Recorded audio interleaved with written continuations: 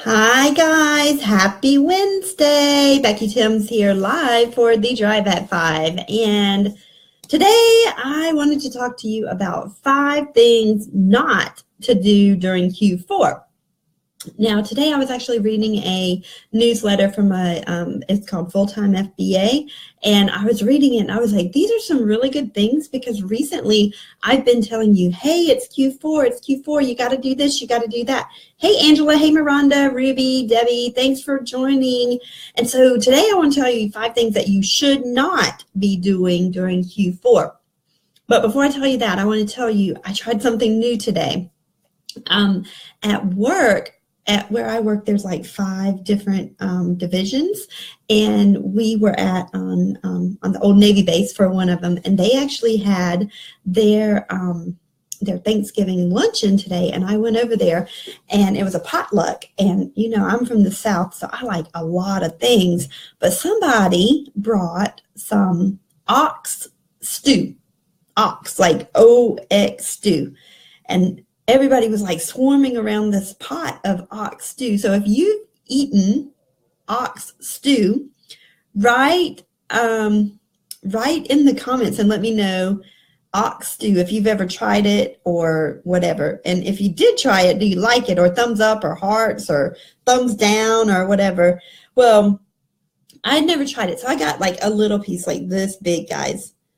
Miranda says, of course. Well, they said it's very expensive to cook this stuff, but I actually tried a little piece, and it tastes like an upgraded roast beef, basically. It was cooked really good. It did have a lot of fat in it. I didn't eat the fat, but I did try some ox. So that's my claim to fame today, that I tried some ox stew.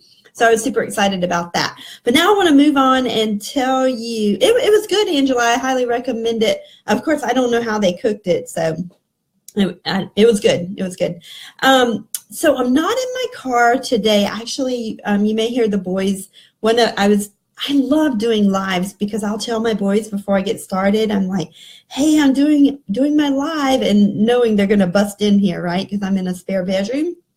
And my son came upstairs and he flew open the door and he's like, hey, I did the dishes. And I was like, hey, everybody, Cameron did the dishes.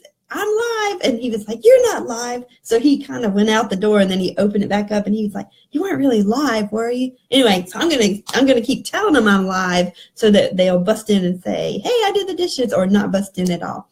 But anyway, they may bust in and it's all good if they do.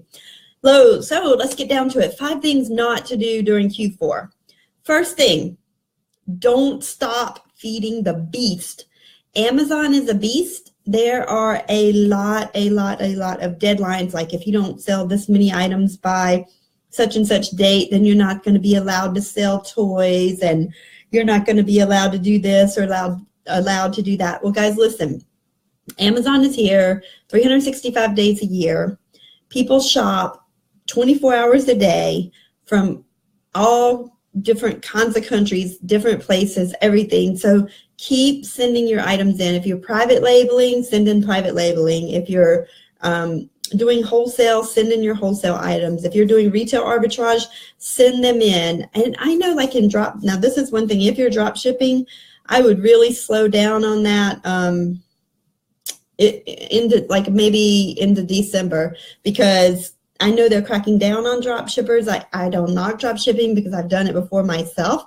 It's just not a business model for me. I know a lot of people that make a lot of money drop shipping, but just be super, super careful, because your Amazon account, you should like protect it. At least especially if you're just starting out, protect it like a little bitty baby. And it is fragile like a little bitty baby. And if it screams, you better like feed it, change it, do something to it. Pay some type of attention to it. So Amazon is your baby, but I want you to remember to definitely don't stop feeding the beast, because sales go all the way into January, because a lot of people get gift cards from Amazon for Christmas, and then some people wait until even after Christmas and buy everything on sale. So definitely keep your items there, and guess what? If your items aren't there, I can 100% guarantee you they're not going to sell.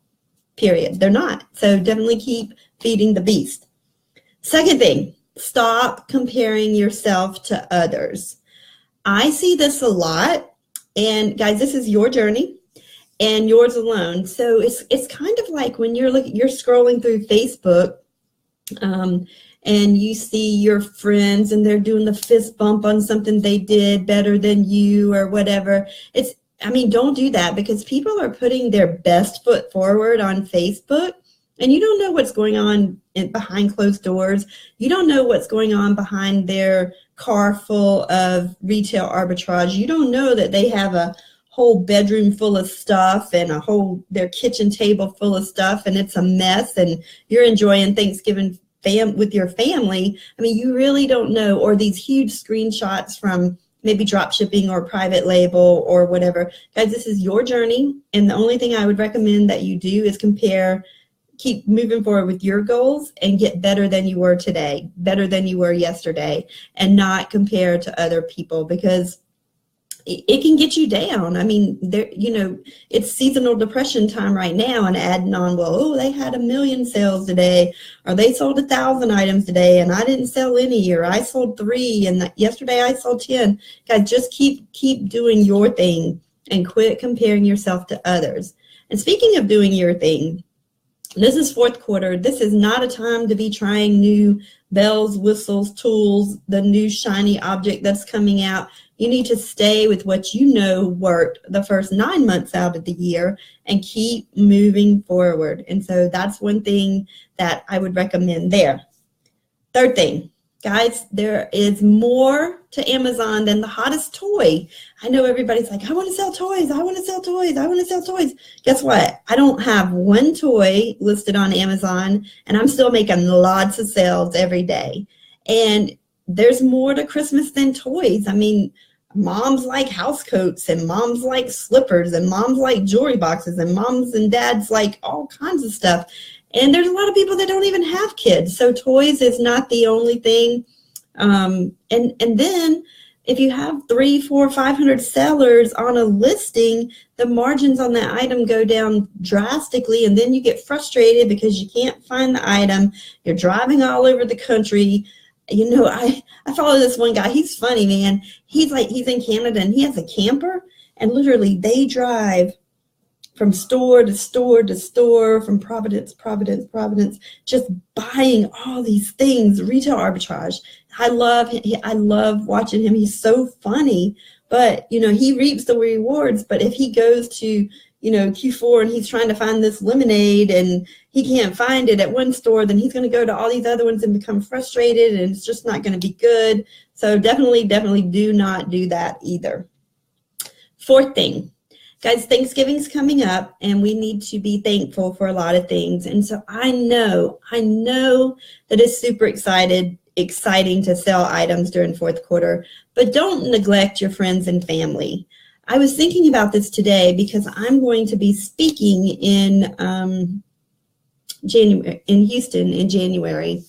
And I remember when I was speaking there last year, and it was right after fourth quarter, and a lot of people had made a lot of money, and it was an exciting time. People were still making money at that time, and you definitely don't neglect your friends and family. And, it's really hard to go in a social situation and not really know what to say to anyone anymore if all you know is e-commerce and all of you guys are, my friends, etc. Definitely don't, and I guess I'm just trying to say, be social, take time with your family, because if Amazon closed down tomorrow, my husband and 2 boys and 2 dogs and fish would still be here.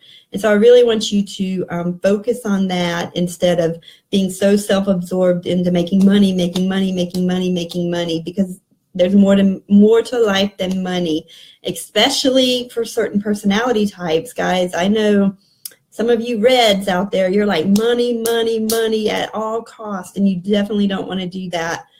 There's a time to make money, and then there's a time to enjoy your family and your friends and your animals. So please don't neglect anybody during fourth quarter. And enjoy fourth quarter too, guys. It's not supposed to be work and no play. So I really got a lot out of this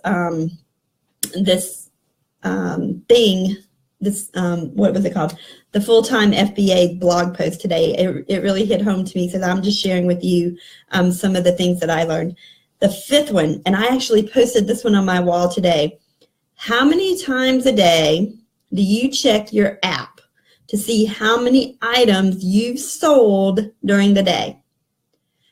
I'll tell you, I used to be guilty of that, guys. I would look like, like every 2 seconds, 3 seconds, etc. And I remember July 15th, 2015, I took my chemist out to lunch and we went to eat Thai food. And I was so excited. I was telling them about my business, which they kind of knew about my business anyway, but we were not at work. We were off work. And I was telling them about it. Now here I'm their boss, right? So I was telling them about it. They knew I was excited. And I was like, guys, and here's my app and just look at it and blah, blah, blah. And, I was showing it to them. Well, July 5th, 2015 was actually Prime Day. And on Prime Day, I sold 1,230 something, 34, 35, 30, 1,200 items. And that 1 hour that we were sitting down at the Thai restaurant from like 11:30 to 12:30, I think I sold like 300 items. And their eyes got like this big. And my phone was going bloom, bloom, bloom, bloom, bloom. And it was just crazy. And at that point, I decided I would not look obsessively at my sales, because guess what? It's not income producing activity. Those sales are going to come whether you look at that and look at those numbers or not. Now, Christy did mention today, she was like, yeah, I got to check my sales because I got to see if, if I need to raise my price or lower my price. And you may need to do that, but you don't have to look every 2 seconds. That's called an addiction, guys. And you don't want to be addicted. So these are some things, the 5 things that you should do, that you should not do. Number 1, don't stop feeding the beast. So keep sending things to Amazon. I do know that, the Chinese, if you're ordering from China, they have a lot of holidays, especially into February. Hey, James. Hey, Joy. Hey, Nicole. Thanks for joining. So don't stop feeding the beast. So keep feeding the beast. Don't compare yourself to others. If others have huge numbers, you know what I like to see? I like the one that says, this is my first sale.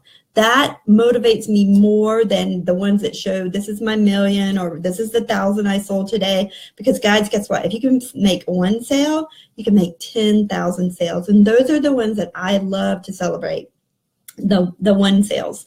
So don't compare yourself to others. Don't chase the hot toys. I don't have any toys listed. I'm still making bank on Amazon. So there's more to Amazon than toys. Don't neglect your friends and family.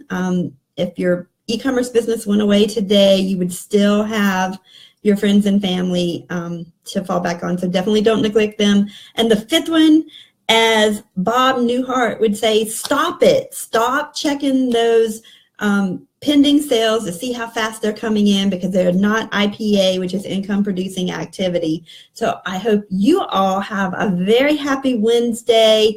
I'm doing the Drive at 5 in my spare bedroom. I actually have to go downstairs now and fold a load of laundry. So that's what I'm going to be doing tonight. But it's dark in my car, so I have to kind of get used to doing the Drive at 5 up here in the spare room. But anyway, guys, hope you all have an amazing Wednesday. And if you like this video, like it, thumbs up, share it. If you don't like it, that's okay. Like it, thumbs up, share it. I'll see you tomorrow on the Drive at 5. Bye.